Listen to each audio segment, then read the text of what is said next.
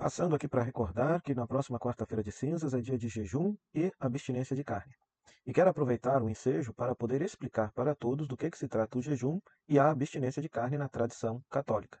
Aproveito também para corrigir um equívoco que eu fiz nas homilias de hoje, explicando agora, de acordo com o Código de Direito Canônico, o que se trata o jejum.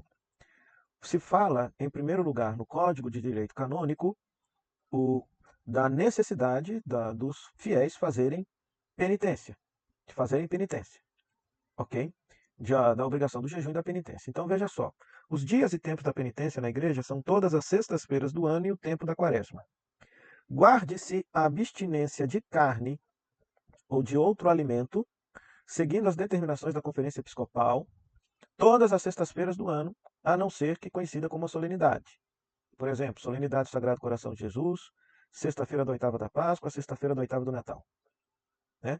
E a abstinência e o jejum na quarta-feira de cinzas, na sexta-feira, e o jejum na quarta, a abstinência e o jejum na quarta-feira de cinzas e na sexta-feira da paixão. Então, na quarta-feira de cinzas, sexta-feira da paixão, é necessário fazer jejum e abstinência de carne. E no que consiste o jejum?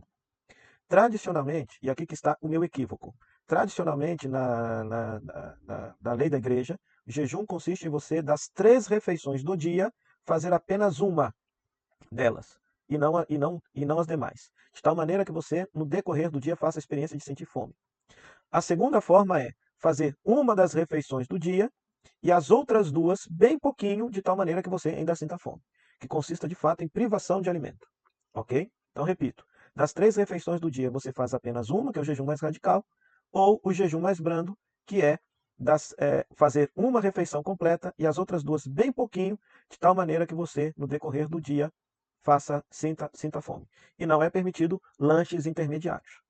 Ok? E a abstinência de carne vermelha é não comer carne vermelha. Isso aqui é fácil de entender na cabeça de todo mundo. Né?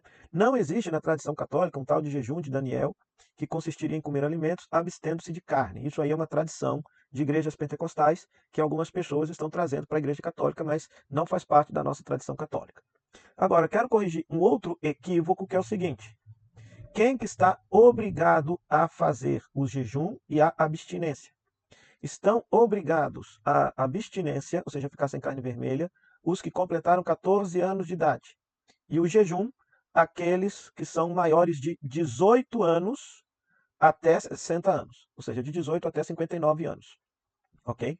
Doentes não, estão dispensados, maiores de 60 anos estão dispensados, pessoas que, por exemplo, tenham um trabalho que exige muita força, muito empenho, então também estão dispensados. Dispensados. Né? E aqui, a observância do jejum e da abstinência pode ser substituída por outras formas de penitência, sobretudo obras de caridade e exercícios de piedade. Então, por exemplo, é, a meditação do Evangelho da Paixão do Senhor, capítulo 18 e 19 de João inteiro, a meditação da Via Sacra, meditar os mistérios dolorosos do terço, visitar um doente, partilhar alimentos com pobres. Tudo isso, se não for possível fazer a abstinência de carne, pode substituir a, a abstinência de carne. Ok? Não substitui o jejum, mas substitui a abstinência de carne. Tá bom? Então, para ficar esclarecido que como que se pratica o jejum e a abstinência de carne na tradição católica, lembrando que na próxima quarta-feira somos chamados a praticar essas duas obras.